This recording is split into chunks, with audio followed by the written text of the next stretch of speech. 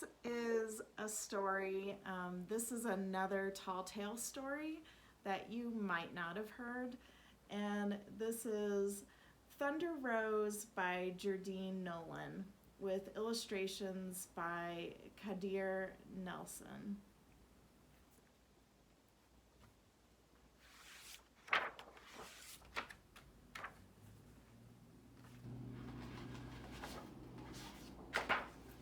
Rose was the first child born free and easy to Jackson and Millicent Magruder. I recall most vividly the night she came into this world. Hailing rain, flashing lightning, and booming thunder pounded the door, inviting themselves in for the blessed event.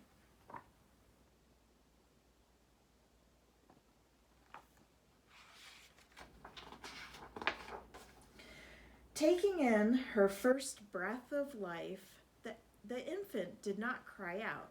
Rather, she sat up and looked around. She took hold of that lightning, rolled it into a ball, and set it above her shoulder, while the thunder echoed out over the other. They say this just accentuated the fact that the child had the power of thunder and lightning coursing through her veins. "She's going to grow up to be good and strong, all right," Doc Holliday said. The child turned to the good doctor with a thoughtful glance and replied, "I reckon I will want to do more than that, thank you very kindly." Shifting her gaze to the two loving lights shining on her, which were her ma and pa, she remarked, "Much obliged to you both for this chance to make my way into the world." Then she announced, to no one in particular, "I am right partial to the name Rose."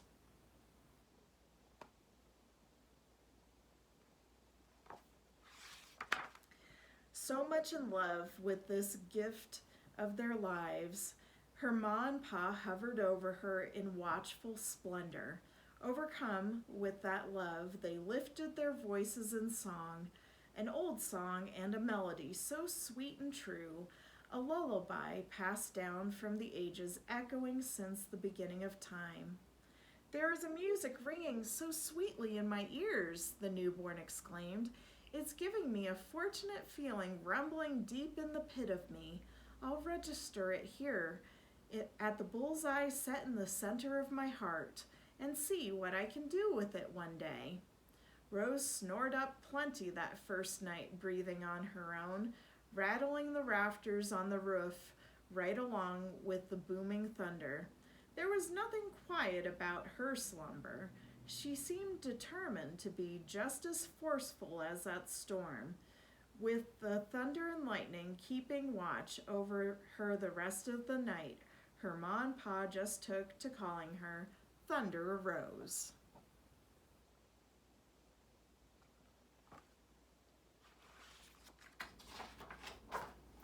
The next morning, when the sun was high yellow in that billowy blue sky, Rose woke up hungry as a bear in spring, but not the least bit ornery. Minding her manners, she politely thanked her ma for the milk, but it was not enough to quench her hungry thirst. Rose preferred, instead, to drink her milk straight from the cow. Her ma was right grateful to have such a resourceful child. No other newborn had the utter strength to lift a whole cow clear over her head and almost drink it dry. In a moment's time, Rose did, and quite daintily so. She was as pretty as a picture, had the sweetest disposition, but don't let yourself be misled. That child was full of lightning and thunder.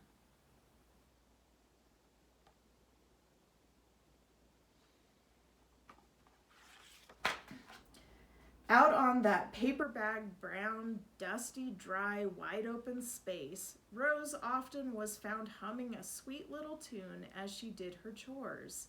And true to her word, Rose did more than grow good and strong. The 2-year-old became quite curious about the pile of scrap iron lying next to the barn. Rose took a good-sized piece, stretched it here, bent and twisted it there. She constructed a thunderbolt as black as pitch to punctuate her name. She called it Coal. Wherever she went, Coal was always by her side. Noticing how skilled Rose was with the metal, her pa made sure that there was an extra supply of it always around. At the age of 5, Rose did a commendable job of staking the fence without a bit of help. During her 8th and 9th years, Rose assembled some iron beams together with the wood blocks she used to play with and constructed a building tall enough to scrape the sky, always humming as she worked.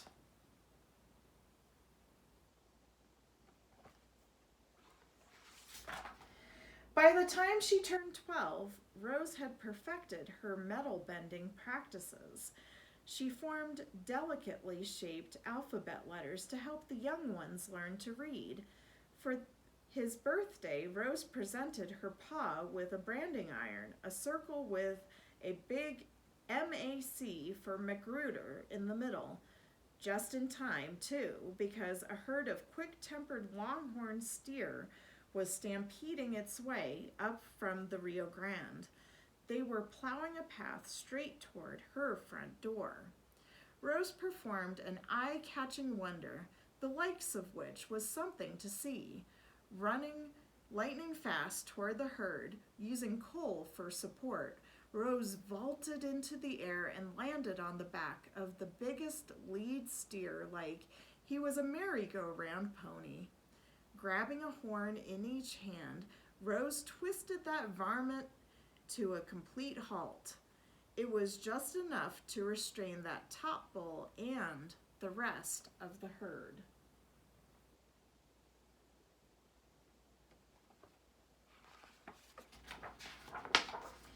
But I believe what touched that critter's heart was when Rose began humming her little tune. That cantankerous ton of beef was restless no more. He became as playful as a kitten and even tried to purr. Rose named him Tater on account of that was his favorite vegetable. Hearing Rose's lullaby put that considerable creature to sleep was the sweetest thing I had witnessed in a long, long time. After the dust had settled, Ma and Pa counted 2,700 head of cattle.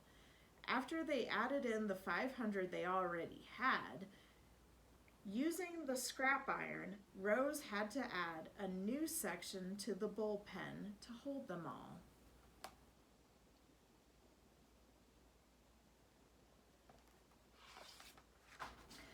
What did you do to the wire, Rose? Ma asked, surprised and pleased at her daughter's latest creation. Oh, that, she said. While I was staking the fence, Pa asked me to keep little Barbara J company. That little twisty pattern seemed to make the baby laugh, so I like to think of it as Barbara's wire. That was right clever of you to be so entertaining to that little one like that, her ma said. Rose just blushed. Over the years, that twisty wire caught on, and folks just called it barbed wire. Rose and her pa spent the whole next day sorting the animals that had not been branded. One day soon, before the cold weather gets in, she told her pa, I'll have to get this herd up the Chisholm Trail and to market in Abilene. I suspect Tater is the right kind of horse for that long drive northward.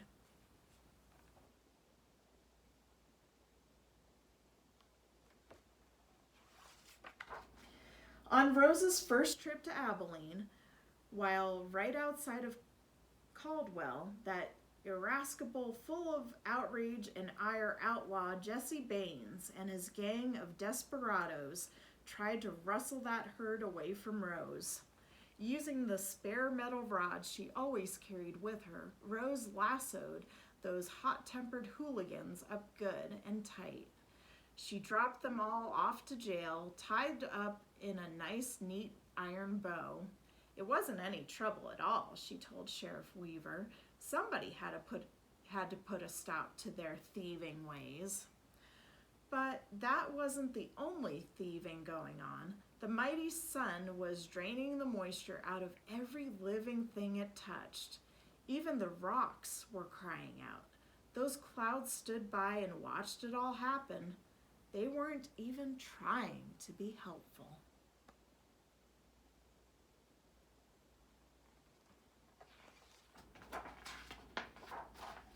Why, the air had turned so dry and sour that time seemed to all but stand still, and there was not a drop of water in sight. Steer will not move without water, and that was making those bulls mad, real mad. And when a bull gets angry, it's like a disease that's catching, making the rest of the herd mad too. Tater was looking parched and mighty thirsty. "I've got to do something about this," Rose declared. Stretching out several iron rods lasso fashion, then launching Cole high in the air, Rose hoped she could get the heavens to yield forth. She caught hold of a mass of clouds and squeezed them hard, real hard, all the while humming her song. Gentle rain began to fall, but anyone looking could see there was not enough moisture to refresh 2 ants, let alone a herd of wild cows.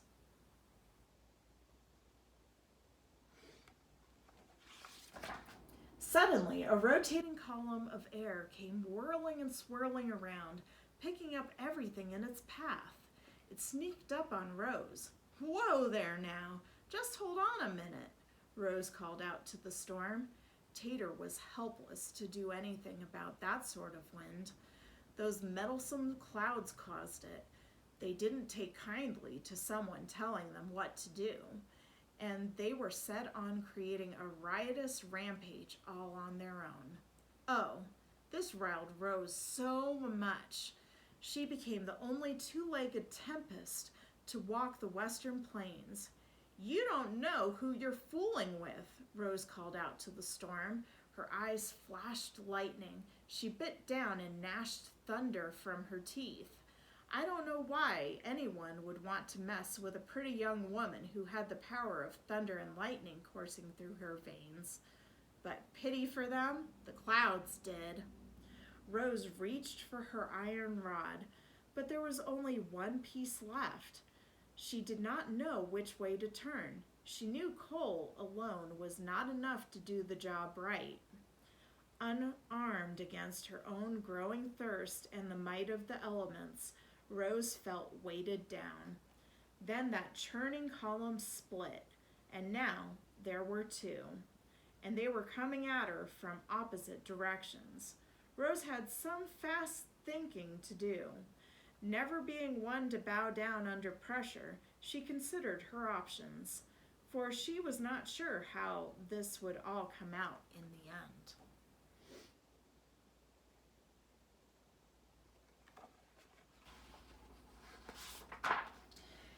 "Is this the fork in the road with which I have my final supper? Will this be my first and my last ride of the roundup?" she queried, herself in the depths of her heart. Her contemplations brought her little relief as she witnessed the merciless, the cataclysmic efforts of a windstorm bent on her disaster. Then the winds joined hands and cranked and churned a path heading straight toward her. Calmly, Rose spoke out loud to the storm as she rode alone to face the rack and ruin, the multiplying devastation.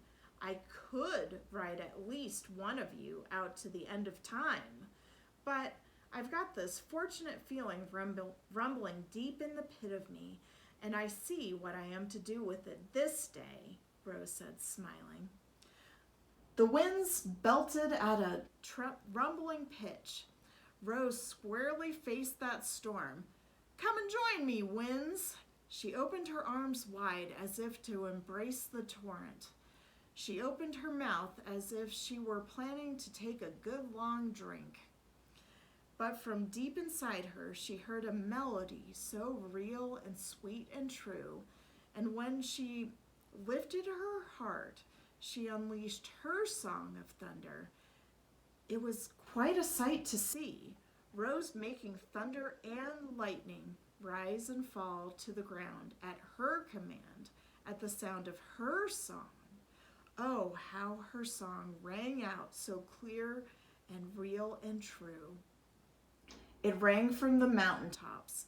It filled up the valleys. It flowed like a healing river in the breathing air around her.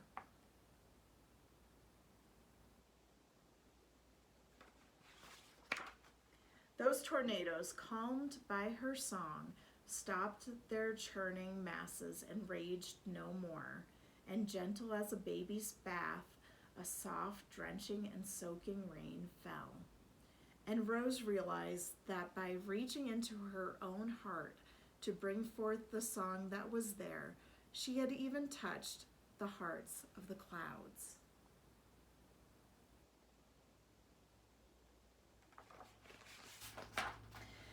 The stories of Rose's amazing abilities spread like wildfire, far and wide.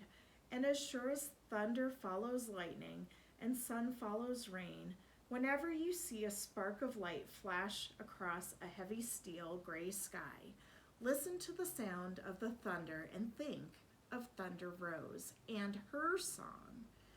That mighty, mighty song pressing on the bullseye that was set at the center of her heart.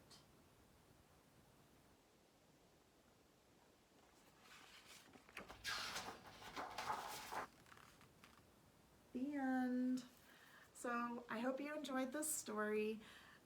This is one of my favorite tall tales because it's just so unique and it has a female heroine. So until next time, I will wish you a good night and I'll be back really soon with another story for you. Bye.